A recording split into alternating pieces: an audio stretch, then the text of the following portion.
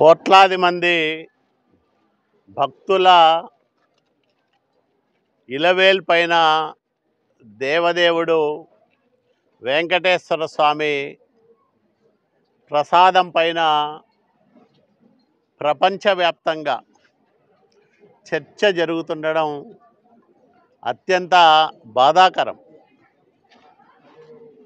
జగన్మోహన్ రెడ్డి 5 ఏళ్ల పరిపాలనలో సహజ వనరులను యథేచ్ఛగా దోచుకోవడంతో పాటు మద్యం అమ్మకాల్లో విపరీతమైన అక్రమాలకు పాల్పడి కోట్లాది రూపాయలను కొల్లగొట్టాడు.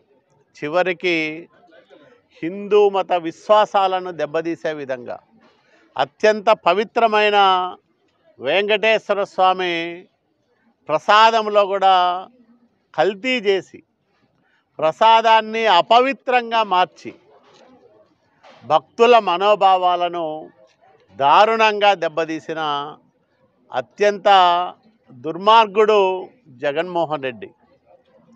జగన్మోహన్ రెడ్డి అండతో వాళ్ళ బాబాయ్ వైవి సుబ్బారెడ్డి కానీ, తర్వాత వచ్చిన చైర్మన్ కరుణాకర్ రెడ్డి కానీ, 5 ఏళ్ళు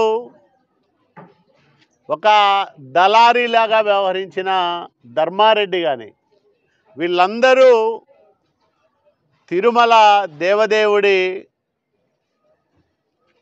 ప్రసాదాన్ని అపవిత్రం చేయడంలో కీలక పాత్రధారులు. వీళ్ళే అసలైన దోషులు. దీనిపై ఉన్నత స్థాయి విచారణకు ప్రత్యేక దర్యాప్తు బృందాన్ని గౌరవ ముఖ్యమంత్రి నారా చంద్రబాబు నాయుడు గారు ఏర్పాటు చేయడాన్ని మనస్ఫూర్తిగా స్వాగతిస్తూ ఉన్నాం.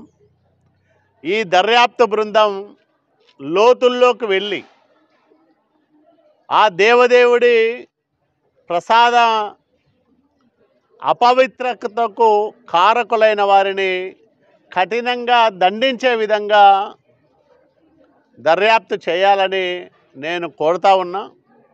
ఇంతమంది భక్తుల మనోభావాలను దెబ్బతీసిన జగన్మోహన్ రెడ్డి, అతని అనుయాయులు, కోట్లాది మంది హిందువుల ఆగ్రహ జ్వాలలకు బలి కావడం తప్పదు.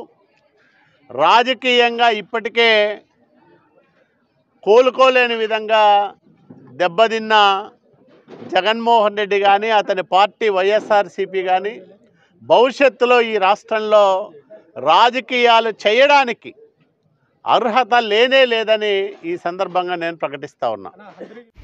Thanks for watching this video. ఈ వీడియో మీకు నచ్చినట్లయితే లైక్ చేయండి, షేర్ చేయండి, సబ్స్క్రైబ్ చేసుకోండి. మన రాయదుర్గం ఆర్డీజీ న్యూస్. మా లేటెస్ట్ న్యూస్ అప్డేట్స్ కోసం నోటిఫికేషన్లు రావడానికి బెల్ బటన్ని యాక్టివేషన్ చేసుకోండి.